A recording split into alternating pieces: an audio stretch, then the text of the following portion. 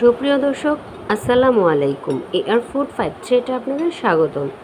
সুজি দিয়ে কিভাবে এত সুন্দর সফট বিস্কিট তৈরি করে নেওয়া যায় সেই রেসিপিটি শেয়ার করার জন্য আমি আবারও চলে আসলাম। শুধুমাত্র একটি ডিম আর 1 কাপ সুজি দিয়ে আমি অনেকগুলো বিস্কিট তৈরি করে নিয়েছি। আর এই বিস্কিটগুলো এত টেস্টি আর সফট হয়েছে যে বাসায় ট্রাই না করলে বুঝতেই পারবেন না।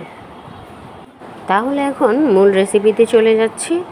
বিস্কিট তৈরির জন্য যে সকল উপকরণ লাগছে প্রথমে সেগুলো দেখে নিচ্ছি। এখানে আমি প্রথমেই নিয়েছি 1 কাপ সুজি, একটা ডিম নিয়েছি গুঁড়ো দুধ। এখানে 10 টাকা প্যাকেটের 1 প্যাকেট গুঁড়ো দুধ নিয়েছি হাফ কাপ চিনি আর রেগুলার খাবার তেল, আর নিয়েছি হাফ চা চামচেরও কম বেকিং পাউডার আর সামান্য একটু লবণ। তো এখন এই সকল উপকরণ দিয়ে আমি বিস্কিটের জন্য একটা ডো তৈরি করে নেব। এখানে বাটিতে আমি একটি ডিম নিয়েছি আর এর মধ্যে অ্যাড করে দিচ্ছি হাফ কাপ চিনি। এখন এই চিনিটাকে ডিমের সাথে খুব ভালো করে মিশিয়ে নেব। যতক্ষণ না পর্যন্ত চিনিটা গলে যায় ততক্ষণ পর্যন্ত এটা মেশাতে থাকব। তো আমি একটি হ্যান্ড উইক্সের সাহায্যে এগুলো মিশিয়ে নিচ্ছি। আপনারা চাইলে এখানে চামচ দিয়েও মিশিয়ে নিতে পারেন। তো মেশানো হয়ে আসলে এর মধ্যে আমি দিয়ে দিচ্ছি সুজিটা দেওয়ার পর এর মধ্যে অ্যাড করে দেব গুঁড়ো দুধ, তারপর এর মধ্যে অ্যাড করে দেব বেকিং পাউডার, সেই সাথে দিয়ে দিচ্ছি লবণ।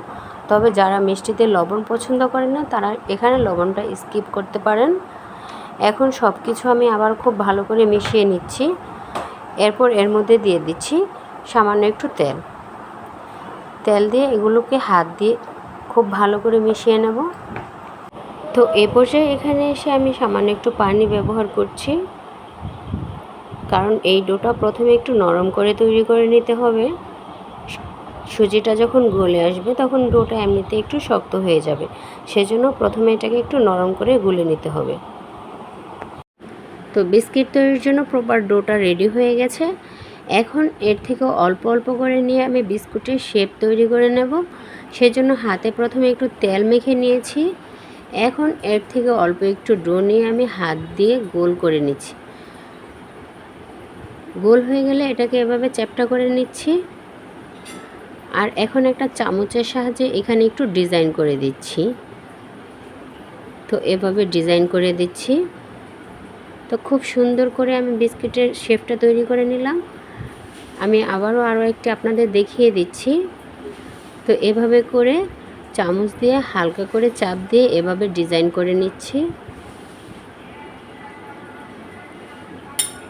তো এভাবে এক এক করে আমি সবগুলো করে নিয়েছি।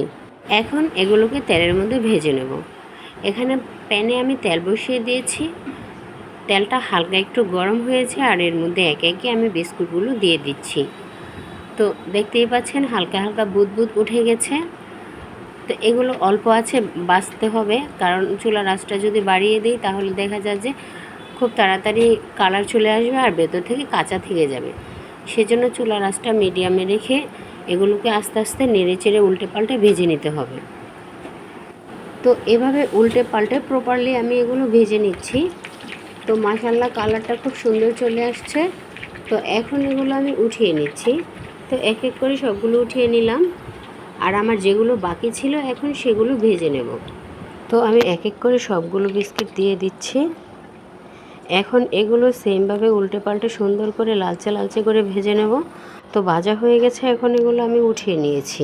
তো দেখতেই পাচ্ছেন কত সুন্দর হয়েছে। এগুলো চাইলে কিন্তু আপনারা এয়ারটাইট বক্সে বা কোনো বয়মের মধ্যে সংরক্ষণ করে রাখতে পারেন।